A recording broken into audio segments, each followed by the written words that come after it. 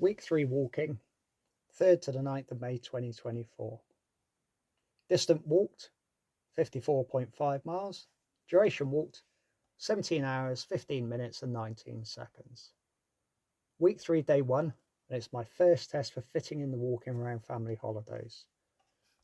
For as many years as we've been living in Grantown on Spey, we migrate, along with what seems like most of Grantown, to Big Sands Camping and Caravan Park near Gairloch on the north-west coast of Scotland. Travelling across after school, we arrive and the kids quickly depart to find their friends and begin their weekend-long ritual of travelling in packs, descending on unsuspecting family members, devouring snacks and drinks before upping sticks and moving like a swarm of locusts to the next tent, caravan or wigwam. Ambling around the site with Ingrid, visiting friends and campsite neighbours and heading to the beach for sunset, it is the shortest and slowest walk of the challenge so far. For the 53 minutes and 34 seconds of a walk, I managed 1.5 miles. I know I'll have to catch up later in the week, but it's worth it to drink in the views of the sunset over the beach and headland with Ingrid. A good life is the main focus, with walking fitting in and around it. Travel for our family is generally about visiting and experiencing new places, yet within Gairloch, it has become about returning to the familiar and well-loved places. And day 2 exemplifies this, as my first walk of the day is a 3.4 mile walk with family and friends out and back along a southwesterly track to some locks from the falconry centre at Shieldig. Arriving at the second lock before turning back, we found the tracks of what are probably 5 red deer in the sand along the loch. At the back of the beach area, the loch has banks of peat bog, and there are tree trunks emerging from it. They seem otherworldly, and I wonder how old they are. The second walk of the day is a walk back from another regular stop-off point, the Badachrow Inn.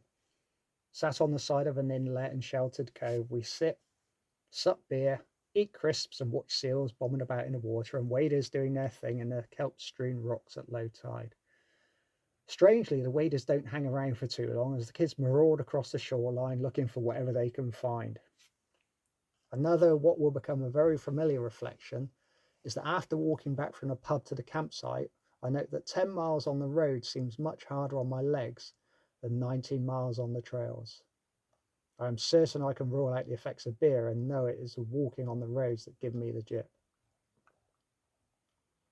My Challenge 52 walking diary captures my walking as starting at 3:57 p.m. and covering 2.1 miles of walking around the campsite on day 3. Yet during this day, I've already done much walking and moving about as I swim and play on the beach. If I had wanted to capture all walking that I did during the year, I probably would have based it off my Garmin of how many steps I took. However, an important aspect of my walking is that it's the deliberate practice of going for a walk to help with my psychological well-being. So it's not just the steps I do between my desk and my kettle, or when I'm focused on other things like catching a frisbee thrown by my kids. This means I actually have no idea how far I walked in the year following my 52nd birthday, but I do know how far I walked as part of this challenge. We drove home from Gairloch on day 4, and after helping Ingrid unpack the car, oh, I am a good husband, aren't I head out for a long walk at 8 minutes past 2, planning to do a 19-mile lock and door loop and be back before 8:30 p.m. Once out, I decide to walk quicker than normal and don't take any snack breaks, so average 17 minutes and 35 seconds per mile. I get home before 8 p.m. and it was worth it, but the downside is that I'm now knackered. I feel very sleep tired on day 5 and get a short 1.7 mile walk in on the bank of the River Ness as Seb is in Eden Court. My right knee is niggling on the outside after yesterday's shenanigans, but I'm seeing Natalia, my physio, tomorrow, so it should be okay. My session with Natalia is in the morning before work, and I start walking just before 5 p.m. after work.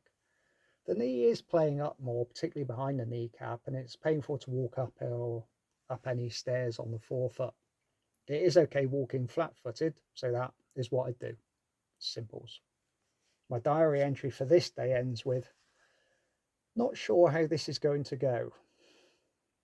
Day 7 sees me continue with my strength and core work, and I finish the walking with an easy 3.1 mile that starts at our house, follows a small stream through the housing estate before I head out of town and walk back along the River Spey, before turning left into Anagat Woods just after the new bridge.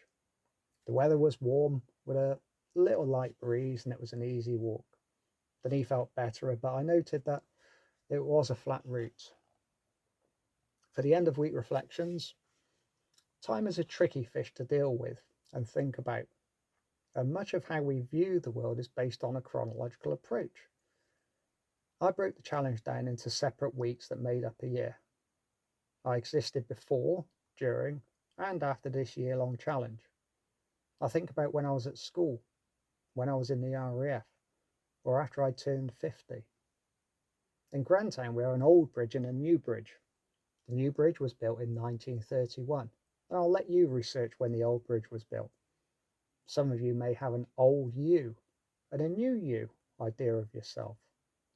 Consider how you create a version of yourself through how you view time, and consider how this helps or hinders your development. Thank you.